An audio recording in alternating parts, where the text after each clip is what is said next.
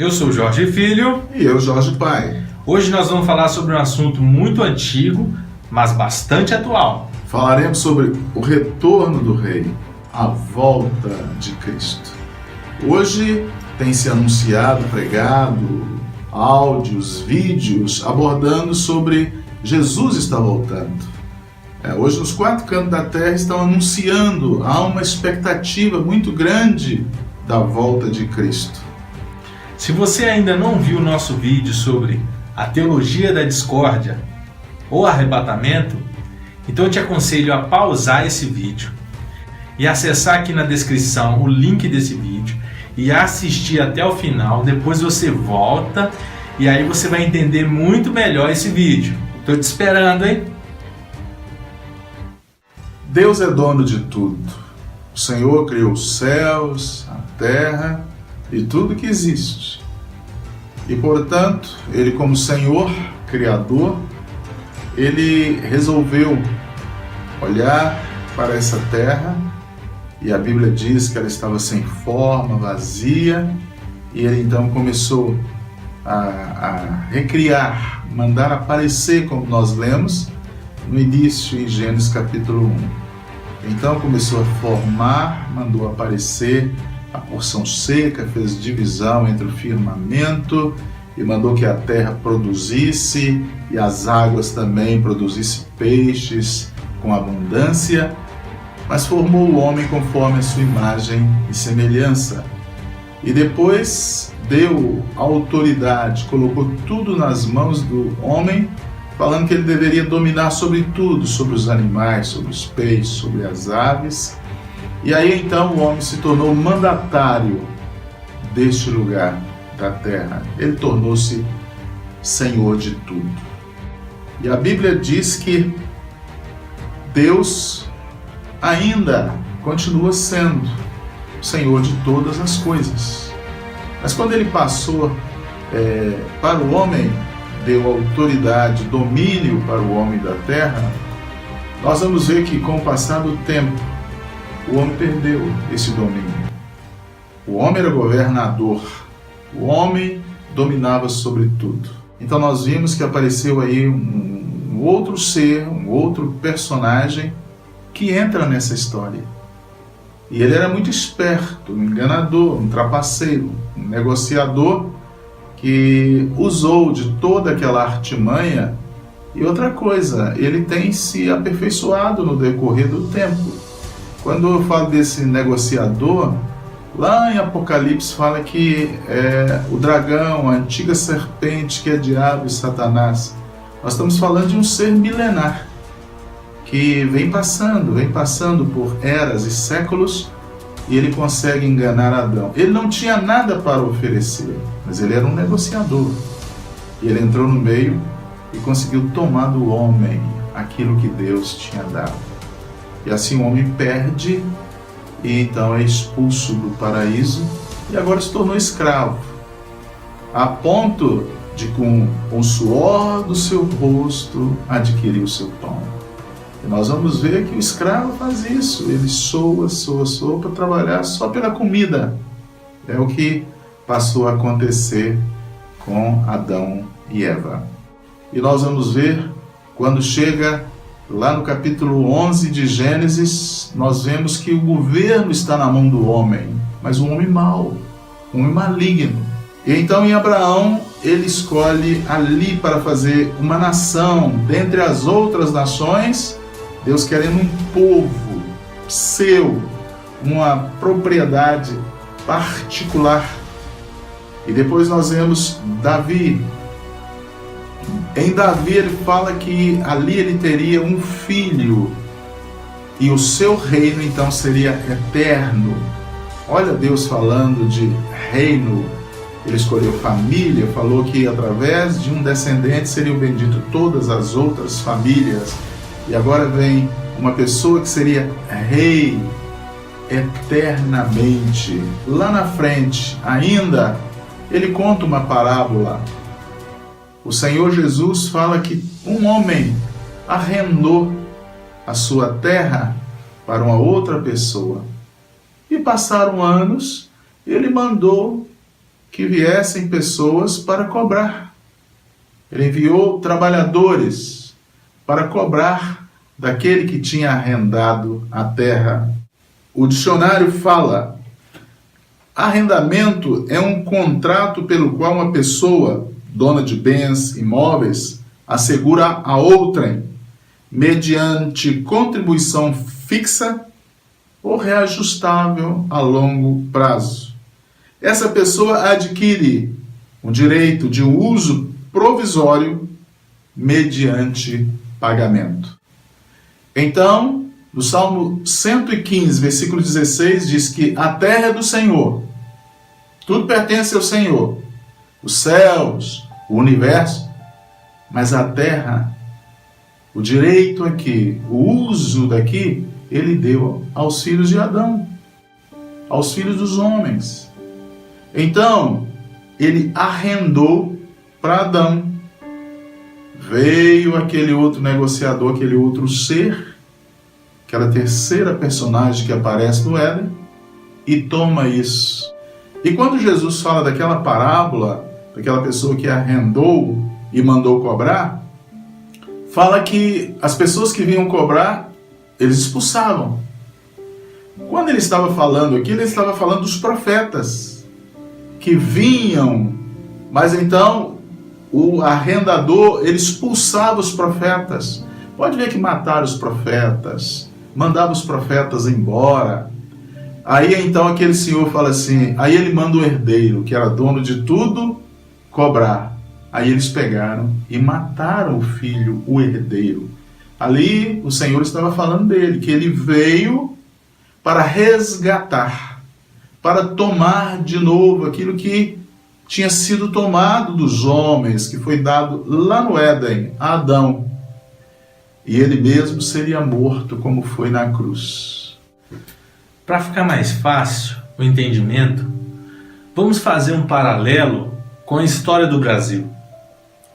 Até 1808, nós éramos apenas uma colônia. Com a chegada da família real no Brasil, família real portuguesa, nós ganhamos status agora de nação. Fomos elevados a uma nação, a nação brasileira.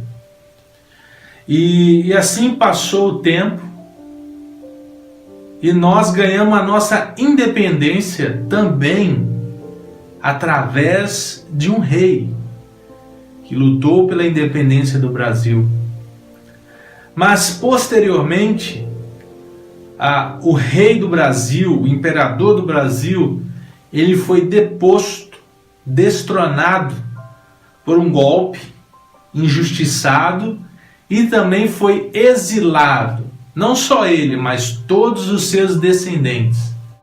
Anos depois, os descendentes real tiveram autorização para voltar ao Brasil, mas agora como meros cidadãos. Não foi restituído o seu direito na nação brasileira. Mas isso não os impede de continuar trabalhando para voltar à monarquia no Brasil. Eles continuam trabalhando para que isso aconteça, porque eles são os legítimos herdeiros do trono brasileiro. Prestem atenção comigo agora. Jesus veio a este mundo, o rei, o representante aí da família real, e nos elevou de pecadores, de bastardos, de pessoas sem direito algum, a co-herdeiros com ele, a filhos de Deus. É uma evolução tremenda com a chegada de um representante real na terra. Mas ele foi banido, rejeitado, injustiçado.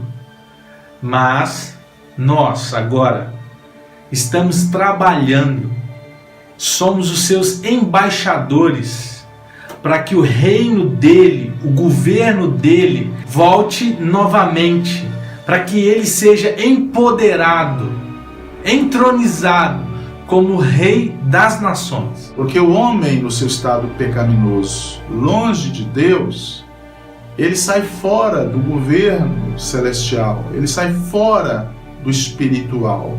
Então ele é governado por homem.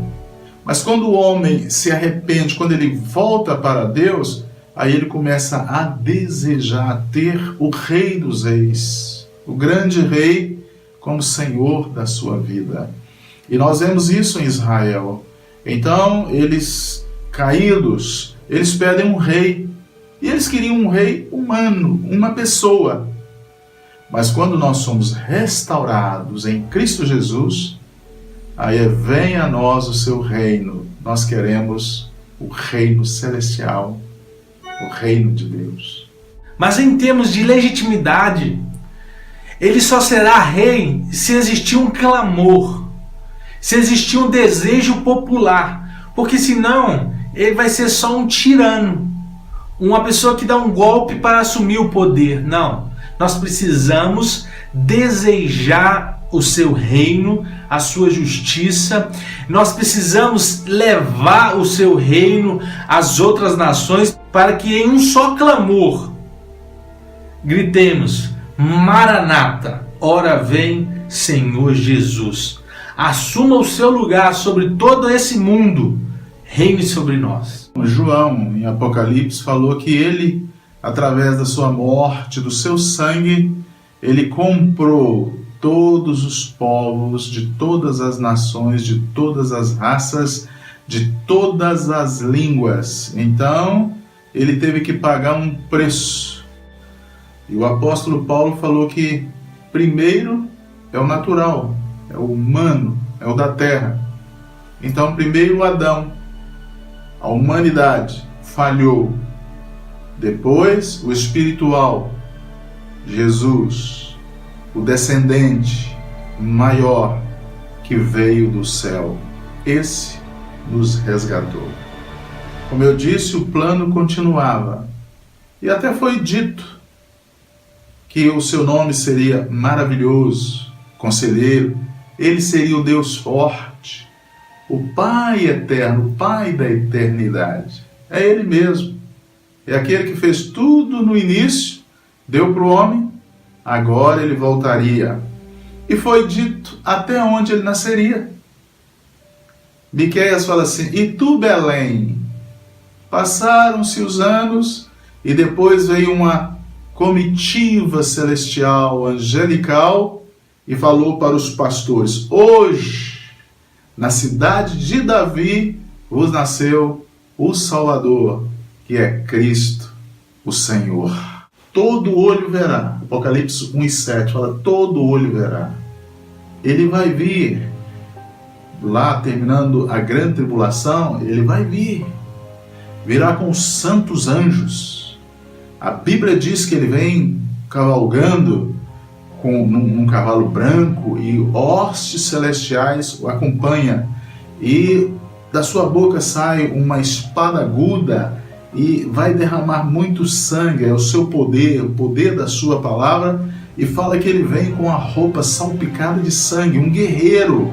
Ele está vindo para tomar aquilo que foi tomado daquele que ele passou para Adão. Então ele vem para tomar, para trazer para si o reino outra vez, onde Satanás, o usurpador, será preso por 1000 anos. E ele vem, e na sua coxa está escrita: Rei dos Reis, Senhor dos Senhores. Ele é o grande Rei, Ele é o Senhor. E Ele está vindo para tomar, para buscar aquilo que se havia perdido. Não é só o homem que foi perdido, não. Não é só o homem que estava perdido, como o pai do filho pródigo disse. Ele estava perdido e foi achado. Estava morto e reviveu. A terra também, ela foi amaldiçoada. Ela geme. Então ela precisa ser restaurada também. E o Senhor está vindo para fazer isso. E lá diz que todas as nações têm que subir uma vez no ano para adorar o Senhor na cidade de Jerusalém. E só assim ele será o desejado das nações. Então ele é o legítimo dono e veio buscar o que era seu. É isso que Deus veio fazer através do corpo Jesus Cristo, o nosso Senhor. Então Zacarias diz que naquele dia um será o Senhor e um será o seu nome. Naquele dia o Senhor será rei sobre toda a terra. Zacarias, capítulo 14 e versículo 9. O rei está voltando, o retorno do rei para abençoar essa terra. Ele vem restaurar o povo e a terra. Por isso que diz que ela será transformada, mudada. E você está aguardando o rei?